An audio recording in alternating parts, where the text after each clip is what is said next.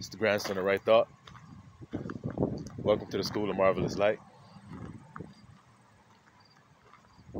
The Lord did not set his love upon you, nor choose you, because you were more in number than the other people, but because he has loved you, and he will keep the oath that he has sworn unto your fathers. You are a holy people unto the Lord your God, a special people above all other people that are upon the face of this earth. Let's eat. What I'm reading to you, or what I'm reciting to you, is a husband espousing a woman to himself, a man choosing a wife for himself. In truth. And the reason why I'm reciting this to you is so that you have something to compare all the modern day relationships that are going on earth with. Everybody thinks that they're entering into relationships in truth, that they're doing it right. Well, the proof is being shown all around us every day that man is not doing it right. And so they're suffering in their relationships. They're not finding happiness. They're not finding peace. They're not finding truth. They're not finding love. And this explains why. See, because when a man chooses a wife, she becomes holy. And that word holy means set apart, separated. She becomes separated from all the other women on the earth. Within him, within his heart, she is now separated. And because he makes an oath to her, he is a faithful God, the scripture says, or a faithful husband. So he will keep the oath. You see? So when a man takes this woman, he makes an oath with her. He will keep his oath. It has nothing to do with what she does, as we see with Israel and Abba. Israel's wife, rebellious, hard-hearted, won't listen, hard-headed, kicking against the pricks, fighting against his word, won't listen to him, leaves, commits adultery on him. Isn't that what we read in the scripture? Why? For our admonition as men. So that we can understand how we must be when we make that oath and say those words to a woman in this 3D world. When we say, I love you, and we make that oath to her, and we forget and start to think, wait a minute. Where's the love? Listen good here, brothers. Where's the love? Why am I not being loved? Why do I not feel love? When you start thinking like that, then you're no longer thinking like the Father did about his bride. He said, I'm going to keep the oath. I'm not going to change because of her behavior. I change not. You see what I'm saying to you? Well, a lot of men fail to meet that mark. As the scripture says, all have fallen short of the glory. So men haven't been able to maintain that level of perfection in their relationships because they forget. You see? They forget that they are to be like the Father. So they listen to the world. Well, the world makes vain oaths. The world takes his name in vain. The world does everything in vain, which means in lies, deceptions, deceits. It's not true, an illusion. All of that means the same thing. Something that has a promise of something that is empty in the end. It's a false promise, false hope. You see, and when you tell someone that you love them, are you selling them an illusion of false hope? That love is contingent upon their behavior toward you, because that's the world that you're living in, and that's why I'm giving you this message, so that you can come out of the world and be not like unto it. Be separate from it. You see? Because watch this. If you tell a woman you love her, will you lie to her? Now, do y'all remember the movie Baby Boy? And do you remember when Baby Boy was like, I lied to you, Yvette, because I love you. I care about you. I tell them other hoes the truth because I don't care about them. Now, is that righteous or is that backwards? But if you're a young man growing up in this world and you watch that, then you were saying, yeah, that's right. That's the way it is. Because you don't have the truth. You see? So like I said, all you have to do as a man is ask yourself, would I serve a God? Would I reverence a God who lies to me? That's all you have to ask yourself.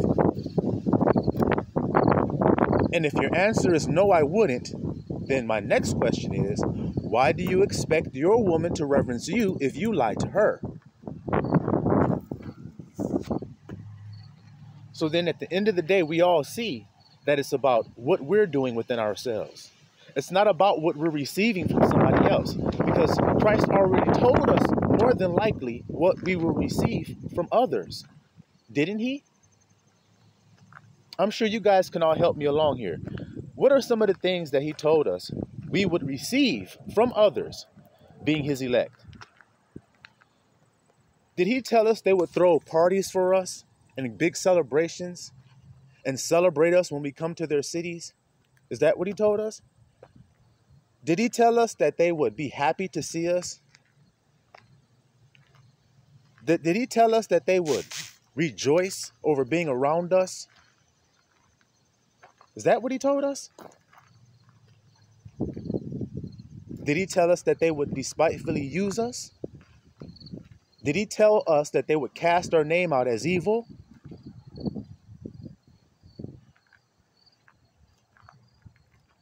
So then, did he say that they would hate us? And through the midst of all of that, did he say, but continue to love? So the only way that you can love in the midst of being treated in such a manner, being used, hated, reviled, the only way you can continue to love is to not be concerned with all of that stuff that you're receiving. To be concerned with the dealings of your own heart. Are you going to start lying to people now because you're bitter and angry because they treat you bad? Or are you going to continue to tell them the truth? You see that? And the same thing goes with men in their relationships with women. You wouldn't serve a God who lies to you. So then why do you expect your woman to serve you if you lie to her?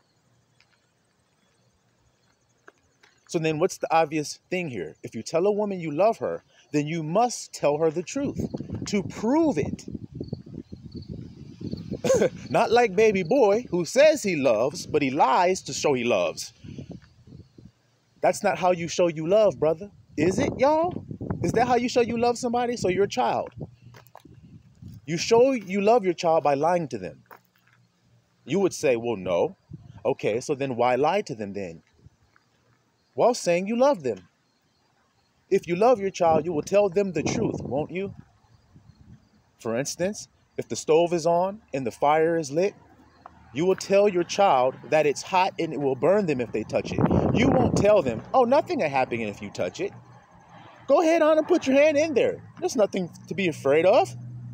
Is that what you'll say? Now, let's say you did say that. Let's say you said to the child, don't worry about it. Just put your hand on in there. Anybody who saw you do that, would they think you loved that child or that you hated them? Okay, then. Well, the same thing goes when you lie to your wife. You hate her. You don't love her.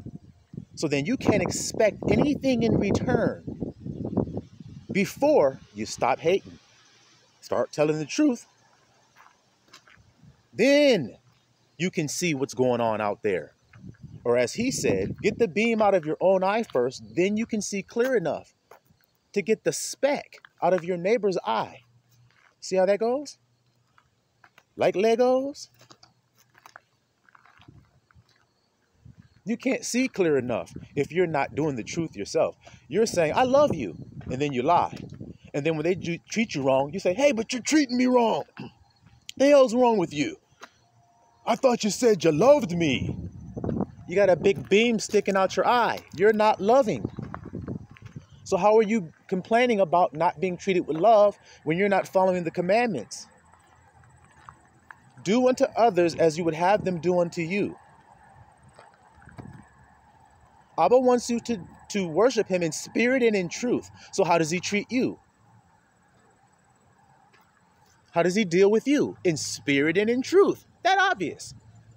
If that's what it requires from you, then that's what he's giving you. Because Abba's a fair judge. He doesn't require what he doesn't give. That's his own commandment, to do unto others as you would have them do unto you. So then if you have a wife and you want her to treat you right, you must demonstrate how to treat you right by treating her right. You understand what I'm saying to you there? So it starts with you. That's why you can never complain and murmur about an outward circumstance. Abba don't like that anyway. Read his word and see. Read his word and see of how Abba feels about when we complain about a 3D circumstance that we're going through.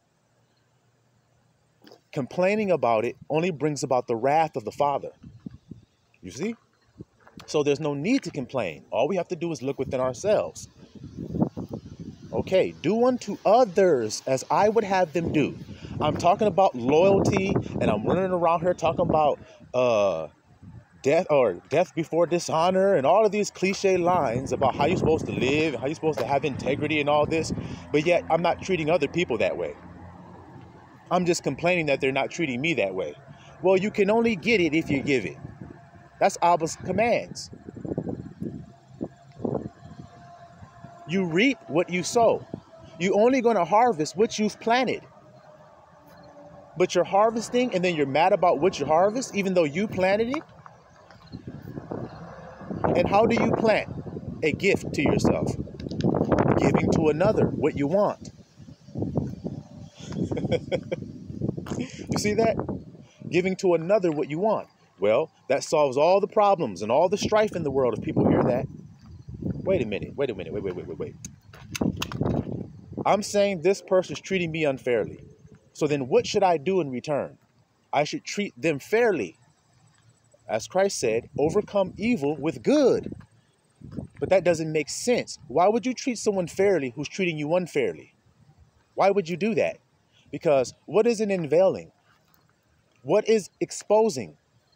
How else am I exposing this person other than doing it? Y'all like to expose by talking. That's hypocrisy. That's Phariseeism. Thinking you're exposing somebody's sin when actually you're exposing your own. I'll give you an example. The high priest was given a commandment that he was not to rend his garments, to tear the priestly garments. If he did, he was to be put to death. Y'all hear that?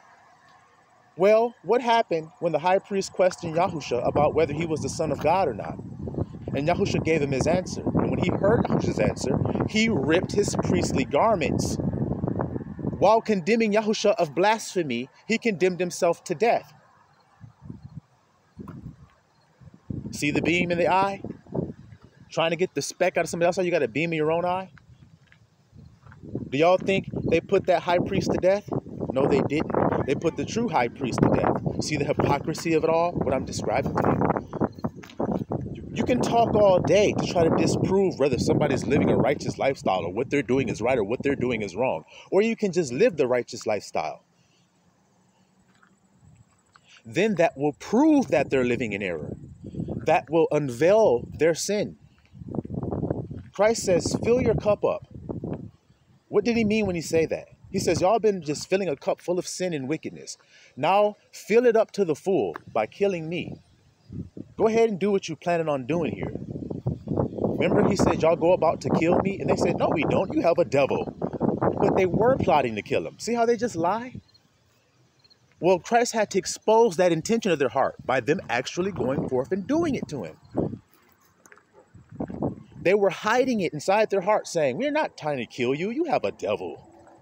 But y'all plotted. The scripture says it over and over that y'all went and sought counsel about how to destroy him, and you saw how to plot how to kill him. You took up stones one time and he had to walk away from y'all.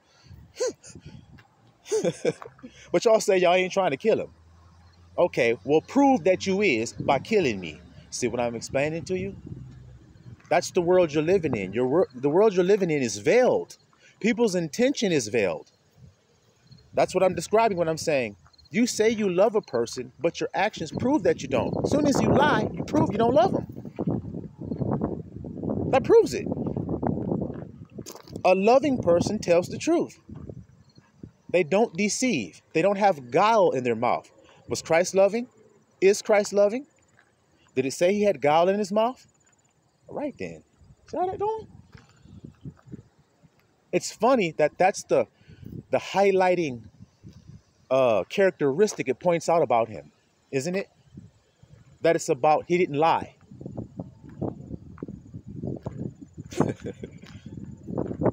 He was sinless and he didn't lie. It's funny that it points that out about him, because that proves that he loved you. That proves it. That shows it.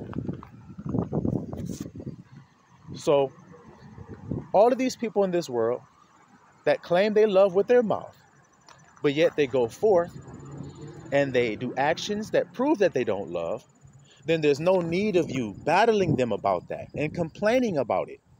See, because most people got into the relationship with the intention of being loved. That doesn't make any sense. I want to say that again so y'all can hear that real clear. Most people got into the relationship with the intention of them being loved. This person's going to love me. That's why I'm with them. Is that why God got with Israel? It says because he loved thee. So he loved us. That's why he with us. Because he's loving us. Not because we doing anything. Ain't that what it say in the scriptures? Not because of anything that we had done did he elect us. When he chose Jacob and Esau, it wasn't nothing they had done. They hadn't even came out the womb yet. But that his election might stand. I chose you, baby. And I love you. And despite what you do, and despite any other women that may come around, I'm going to still choose you. Isn't that what he said? I will yet choose Israel. See how it all connected? To prove my love to you. You committed adultery. Now, a man, once you commit adultery on him, it's very hard for him to receive you back, is it not? Read the book of Hosea to understand this principle. A man takes an adulterous woman as a wife, then he's going to have a hard time forgiving, being merciful, overcoming, being compassionate. All of those qualities that are of a godly man or a godly woman have to be made manifest by what you do. You can't say you're compassionate and never show compassion. I hope y'all hear that today. You can't say you're merciful and never have to endure a situation that looks like you can't do it and you still show mercy. Now people know you are merciful, even though you've been saying it all this time. Do you hear me today? Well, same thing with Abba. Wherein have you loved us? Is this not written? So Abba's wife said to him, oh, you say you love me, then how come I'm over here in slavery? How come I'm taken advantage of? How come everybody getting rich and living good and I'm at the bottom? Why is that? He said, did I not say that I loved you? And I rejected Esau? I hated Esau? Have I not said that? See what I'm saying? He's saying it ain't going to change. Just because your circumstance looks like that don't mean I don't love you. I'm even doing that for your good. Everything I'm doing for you works for your good. Now let's see if that jives with any precepts. Those who love God and are called according to his purpose, all things work together for their good. See? So his wife, who he chose, everything she goes through is for her good. That's simple. That's simple. To show that Abba is merciful. To show he is compassionate.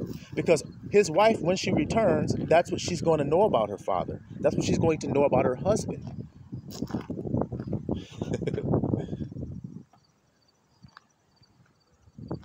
You see? How many times does a woman call her husband daddy? You see? It's all the same here. You will no longer call me the Lord, but now you're going to call me Ishi. It's the same relationship. And once you understand that, then that teaches you how to be in your life. All the bitterness goes away. All the malice goes away because you realize it ain't about that. It ain't about responding to how I'm treated. That would be dumb. Let me touch on that real quick. Wouldn't it be dumb to go somewhere where you have a printout that prints out before you walk into the location where all the event is going on? It has a brochure or some shit. And on it, it says, you will be hated, probably spat on, people chasing you, trying to kill you, hurling false accusations and lies at you when you get in here. So be prepared and don't marvel when you see it. And then as soon as you go in there, you start jumping up and down, hooping and hollering about them, cussing at you, calling your names, calling all kind of lies about you and shit, smear campaigning, trying to kill you. You start jumping up and down, complaining and crying, screaming out, asking why and everything. Does that actually make any sense? The faithful servant is on the side with his brochure, just pointing at it, showing it to you, saying, right here it says, don't marvel, man. Why are you marveling, bro? Why are you marveling about it? Why are you affected by it? What are you? I'm merciful. I'm an empath. I'm tenderhearted. Well, then act like it. Then show mercy. You already know what you're going to do, so then do it. Prove it. Yeah, but that looks weak. Okay, so then you're ashamed of Christ. Uh-oh, did y'all hear that today? Yeah, that's what that means. Remember when Christ stood there and he didn't open up his mouth? Before he did that, what did he tell his followers? You will all be offended in me this day. Y'all hear that? Yeah. Do you hear it? What is Christ telling us, little flock? Can y'all hear this right now? Because if you perk your ears up right now, you're about to get a big old nugget right now of gold that you can put in your pocket and carry with you forevermore. What did Christ mean when he said that? It means when you're living your life and your temptation comes, which means some circumstance comes to you. I'm sorry if it's windy, y'all. Some circumstance comes to you that tests your faith. It tests your patience. It tests your mercifulness. It tests those things in you, your graciousness, your self-control. It's testing it to the limit.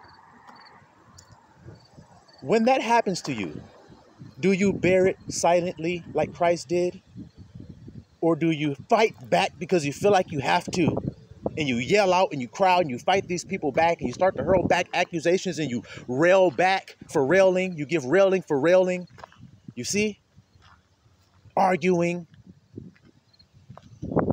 because you think it's weak. That's what Christ means by offended. Y'all are going to think I'm weak. What I'm about to do here. When I stand before these accusers silently, when they punch me in my face and I don't bring down fire and burn their ass up. In other words, when I restrain my power and show that I am merciful and that I will say, forgive them all the way as they crucified me, I will still cry out for their forgiveness and stand in the gap. I have to show it. They're showing their wickedness, aren't they? Well, then I have to show my righteousness. That's simple. That's what you have to do, little flock. When they show you their wickedness, you have to show them your righteousness. You can't show them wickedness for wickedness, or you can't claim to be righteous. But if you are indeed righteous, now it's time to show and prove. I told you, tree is known by its fruit, which means actions. How a person responds. If something happens and they demonstrate low self-control, then that proves that they don't have that fruit of the Spirit. They can say that they have it all they want, is the point. But they can't show it, so then they ain't got it, and they ain't it. And the same goes for love, because if you don't have love, then you have nothing, and you are nothing. So as soon as somebody says they love and they lie, well, then they are nothing. They're nothing. They have nothing. It's all built on a lie, and it's gonna fall if it's built like that. And that's why you see everybody's damn shit falling, because it's all built on lies. They're not loving the way the Father loves, which is selfless. Because guess what? Does love seek its own? So then why are y'all, go back to my point, why are y'all entering into relationships with the intention of being loved and treated good? You see women do this especially. They enter into a relationship based off of how that man makes them feel.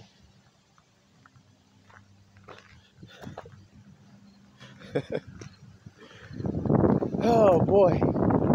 And as long as people are doing that, then guess what? They're failing. They're failing.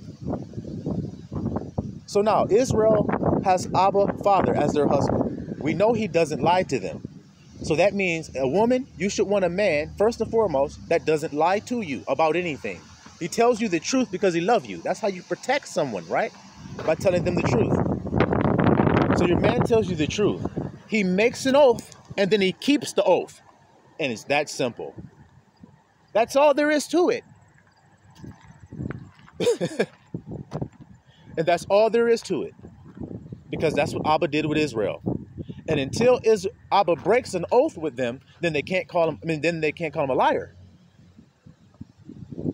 They can only say he's righteous. They can only say how awesome he is. They can only say how gracious and merciful he has been to them, how compassionate he is, how forgiving he is, how long-suffering he is. And when you find out what love is, you see all of those qualities is what he has displayed toward you. And now you know what love is in its truth. And now you can demonstrate it. Now you can be it. Now you can teach it. You see? Now you can walk in it because now you know what it is. Instead of, okay, wait a second. I have to get my money up, get a nice body, work out, get a nice income, get a lot of reputation, friends, a lot of pull and status, get well known, all of these 3D things. And then now a woman will reverence me. No, she won't. She will only reverence you if you tell her the truth. If you make an oath and don't break it, which means keep your word. You do what you say you're going to do. That's what Abba does. And if you say you're a godly man, then that's actually what you're saying. You're saying, I don't lie and I keep my word. That's simple. You see that? Because that builds a foundation where a child or a woman can have rest now. She can rest. She can't rest if you're lying to her. She can't rest if you're deceiving her. She can't rest if you're hiding things in your phone from her. And she won't rest. And so then she can't rest. So then guess what? You won't rest. You ain't got no rest. And then you blame her for not having your rest. You blame her for why she went through your phone. You blame her for why you lied. You blame her for finding you out. And women, you're doing the same thing. You're doing the same thing. If your parent tells you to clean your room and then they come to inspect, if your room is clean, spotless, can they accuse you? Well, so it is with relationships. If you're blameless, man, then she can't accuse you. If you tell her the truth, she can't come back later on and say you lied.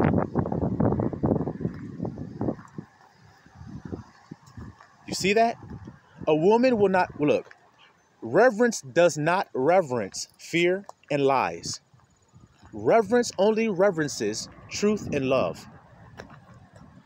So in other words, you as a man will only be reverenced by a woman if you dwell with her in truth and in love. If you lie and you live in fear, which is why you lied, then she cannot reverence you. See? So then it's you, which is the ultimate point of this whole entire message. It begins with you. What have you claimed to be? Like I said, many people, I'm an empath. Okay. What does that mean?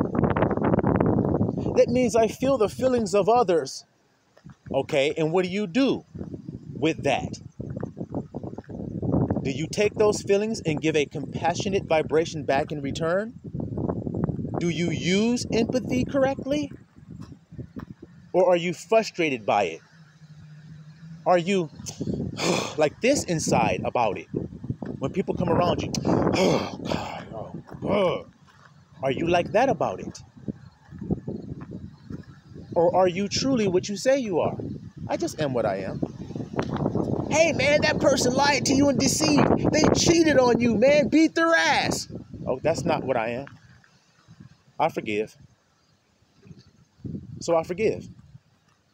Oh, I'm offended at that. That looks weak. See, this day you should be offended. See, forgive them for they know not what they do. That's the same day, guys.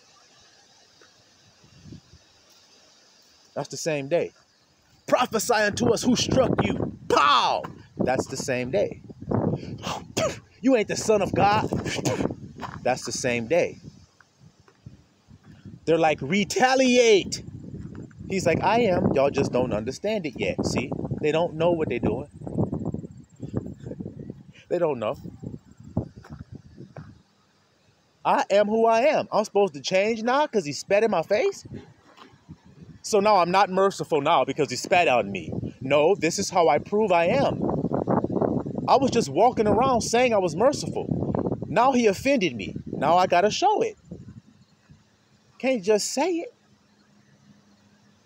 And if you're doing that all day, if your concern is what you're doing, what you have said with your mouth as an oath to somebody, and keeping that oath as your daily labor, telling the truth about when you're confronted with some question, when your woman comes to you, she asks you a question, you want to lie and you don't, that proves you love her. You shame the devil and told the truth. You said, nay, hell no, I ain't about to lie. Man, I love her, bro. I ain't about to lie to her. The hell I look like telling her I love her and then lie to her, bro? That shit crazy as hell. I treat people the way I want to be treated. I don't want her to lie to me. So then why would I lie to her? It's easy math for those who keep his commandments, just like he says in Revelation. Those who keep his commandments, man, and are not ashamed or offended at him when it gets hard to do it. Because it's hard to do it when you get smacked and punched and blindfolded and spat on and your beard ripped out of your face and your hair pulled out of your head and beat with the rod and put a crown of thorns on your head and pressed down and put a robe on your back and mocked and said, "Hail, King of the Jews," and beaten more and scourged with 40 lashes till your skin come all off down to the bone. It's hard not to rail back and call for those 10,000 angels to come down and destroy this world. But he showed his compassion perfectly. And so should you. If you follow him, you should think it not robbery. Whatever comes to you, you know you've done wrong, and you know you deserve worse than what you've gotten. So whatever you've gotten, you should be content therewith. Like Paul said, I prayed for him to take this thorn away, but he said, my grace is sufficient for thee. And so should we say the same thing, should we not? Okay, Abba, I had to endure that, but your grace brought me through it. So yes, it was uncomfortable, but I'm thankful and I praise you that I was able to endure such a thing for the name of Christ, that his truth would prevail today. Then I'd be honoring my husband. And you see, if you don't lie to your wife and you keep your oath to your wife, she will honor you. Just like we of the truth honor our husband, Christ. Siluan Israel.